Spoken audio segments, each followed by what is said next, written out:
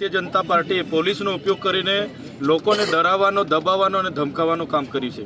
એકલી ભ્રષ્ટાચારની રાજનીતિ કરી છે, ભયની રાજનીતિ કરી છે. અમારી યુવા ટીમ આમ આદમી પાર્ટીમાં તમે જોતા હશો, યુવરાજસિંહ જાડેજા હોય, હું પોતે બ્રિજરાજભાઈ હોય, ગોપાલ ઇટાલિયા, યશુદાનભાઈ ગઢવી હોય, અમારા પ્રવીણભાઈ રામ હોય, અમારા રાજુભાઈ કરપડા હોય, બધા જ યુવા ટીમ આજે અનેક વિસ્તારોમાં લોકોના પ્રશ્નોને ન્યાય આપવાનું કામ કરી રહી છે. ત્યારે આજે પણ ભાજપના લોકો ડરેલા છે.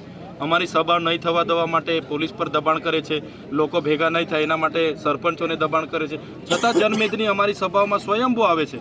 અમે એમના જેવા સરકારી ગ્રાન્ટોના કરોડો રૂપિયાનો ખર્ચો નથી કરતા. અમે 3-3 હજારની ડીશો કોઈને જમાડતા નથી. અમે 6-6 હજાર બસો મંગાવતા નથી. અમે 10-10 કરોડના ડ્રોમ કે મંડપ બનાવતા નથી. છતાં લોકો સ્વયંભૂ આવે છે. આ જ બતાવે છે આવનારા દિવસોમાં પરિવર્તન આવવાનું છે. અને હું પંચમહાલ જિલ્લાની જ વાત નથી કરતો. આપણા બાજુનો દાહોદ જિલ્લો હોય, મહીસાગર જિલ્લો હોય, છોટાઉદેપુર જિલ્લો હોય કે નર્મદા જિલ્લો હોય, આ તમામ જિલ્લાઓમાં આમ આદમી પાર્ટી સ્વતંત્ર રીતે પોતાની જિલ્લા પંચાયત અને તાલુકા પંચાયત જીતવા જઈ રહી છે એવું અમને પૂરેપૂરી ખાતરી છે. અને અમે ખૂબ મજબૂતાઈથી લડવાના છે અને આ ચૂંટણી જીતવાના છે. ગઈકાલનું રિઝલ્ટ તમે પંજાબનું જોયું હશે. 90% બેઠક આમ આદમી પાર્ટી જીતી છે. એ જ બતાવે છે આવનારા દિવસોમાં વિસ્તારમાંથી ભાજપ અને કોંગ્રેસના સુપડા સાફ થવાના છે અને આમ આદમી પાર્ટી આગળ વધવાની છે. આમ તો વાત બહુ જૂની થઈ ગઈ છે, પણ તમારા વક્તવ્ય દરમિયાન બ્રિજરાજભાઈએ પણ વાત કરી કે 84 દિવસનો જેલવાસ તમે ભોગ્યો છે. તો જેલવાસ દરમિયાનની શું તમારી નૈતિક દૈનિક જે નિત્યક્રમ કહેવાય એ કેવો હતો અને જેલમાં કેવી કેવી યાતનાઓ તમે કરી? અમે ભાજપ સામે અમારા લોકોના ન્યાયની વાત કરીએ છીએ, સંવિધાનમાં મળેલા અધિકારો, સામાજિક અધિકારોની વાત કરીએ છીએ, રોજગારી આપો એની વાત કરીએ, શિક્ષણની વાત કરીએ, સિંચાઈના પાણીની વાત કરીએ, પીવાના પાણીની વાત કરીએ, રોડ રસ્તાની વાત કરીએ. એટલે ભાજપના ભૂપેન્દ્રભાઈ પટેલની સરકારને ગમતું નથી. અમારા જેવા યુવાનોને બધાને જેલમાં નાખે છે. એક વાર નહીં, 7 વાર અમને જેલમાં નાખ્યા છે. જેલમાં અમને ડરાવવામાં આવે છે, ધમકાવવામાં આવે છે, અમને ભાજપમાં જોડાઈ જવા માટે દબાણ કરવામાં આવે છે, અમારા પરિવારને ડરાવવામાં આવે છે. છતાં અમે ડરતા નથી, કેમ કે અમે જે ગરીબ લોકો માટે લડીએ છીએ, SC, ST, OBC માઇનોરિટી માટે લડીએ છીએ, એ ગરીબ લોકોના અમારા પર આશીર્વાદ છે. જ્યાં સુધી અમારી ગરીબ જનતા અમારી સાથે છે ત્યાં સુધી છેલ્લા શ્વાસ સુધી અમારી ગરીબ જનતા માટે અમે લડીશું. અમે એવી જેલોથી ડરતા નથી અને સરકારને પણ કહીએ છીએ કે તમારી જેલો મોટી કરી દેજો. હવે અમારો સમાજ જાગી ગયો છે, હવે યુવાનો જાગી ગયા છે. હવે ખોટી રીતે અમને હેરાન કરવામાં આવશે. હજારો યુવાનો ચૈતરભાઈ બની ગયા છે, હજારો લાખો યુવાનો ચૈતર વસાવા આજે બનીને ફરે છે, કેજરીવાલજી બનીને ફરે છે. અમે ક્યારે અમના ભયથી ડરવા નથી. અમે પૂરી તાકાતથી ગુજરાતની જનતા માટે લડીશું અને ગુજરાતમાં પરિવર્તન અમે લાવીશું. ગુજરાતની અંદર આ છેલ્લો પ્રશ્ન પૂછી લે ચૈતરભાઈ કે જેમ ભગવાન બિરસા મુંડાની ઠેર ઠેર એ થઈ રહી છે, પૂજાઓ થઈ રહી છે, એમના સ્ટેચ્યુઓ મૂકવામાં આવે છે અને આદિવાસી સમાજ માટે એક પ્રેરણાનો સ્ત્રોત કહેવાય છે. અને એવી જ રીતે ચૈતરભાઈને બીજા કહી શકાય કે બિરસા મુંડાજી તરીકે લોકો જોઈ રહ્યા છે. એ વિશે તમે શું કહેશો?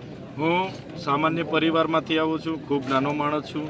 લોકોના આશીર્વાદથી આજે મારાથી બનતા પ્રયાસ લોકોના કામો કરવા માટે હું કરું છું.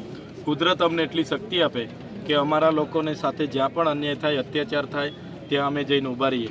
ભગવાન બિરસા મુંડા એ આધ્યાત્મિક હતા. એમને જે દેશ માટે કર્યું છે, અમારા ગુરુ ગોવિંદજીએ દેશ માટે કર્યું. ખાદ્ય નાયક, તાટ્ય નાયક અને એના રૂપસિંહ નાયકે જ્યારે દેશમાં સૌપ્રથમ અંગ્રેજો સામે 1818માં ક્રાંતિ એના નાયકો અને ભીલોએ કરી હતી.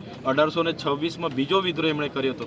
1838થી લઈને 1868 સુધી 30 વર્ષ અહીંયા અંગ્રેજોની શાસન સામે અહીંના ભીલો અને નાયકોએ સંગ્રામ માંડ્યો હતો. ત્યારે એવા યોદ્ધાઓ અમારા પ્રેરણા સ્ત્રોત છે.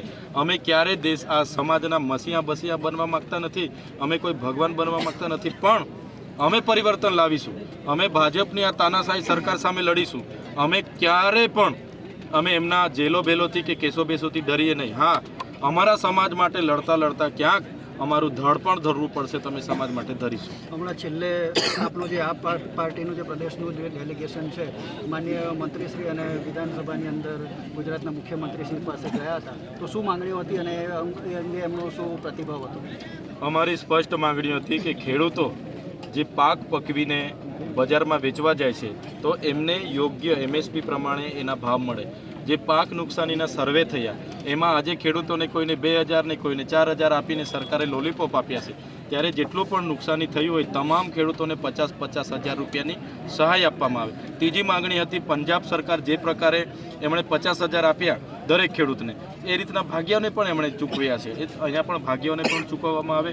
અને પંજાબ સરકાર જે પ્રકારે ખેતીવાડી માટે 12 કલાક મફત વીજળી આપે છે, તો ગુજરાત સરકાર પણ ખેડૂતોને 12 કલાક મફત વીજળી આપે એ પ્રકારના 11 મુદ્દાઓ અમે ત્યાં મૂક્યા છે. હાઈ ટેન્શન લાઇનોમાં ખેડૂતોને વળતર મળે, નહેરમાં જે લોકોની જમીન જાય, રોડમાં જમીન જાય, જે લોકોની ડેમોમાં જમીન ગઈ છે એમને પણ યોગ્ય વળતર મળે, એમના પરિવારમાંથી એક જણને નોકરી મળે, એવા 11 પ્રકારના મુદ્દાઓની અમે માગણી કરી.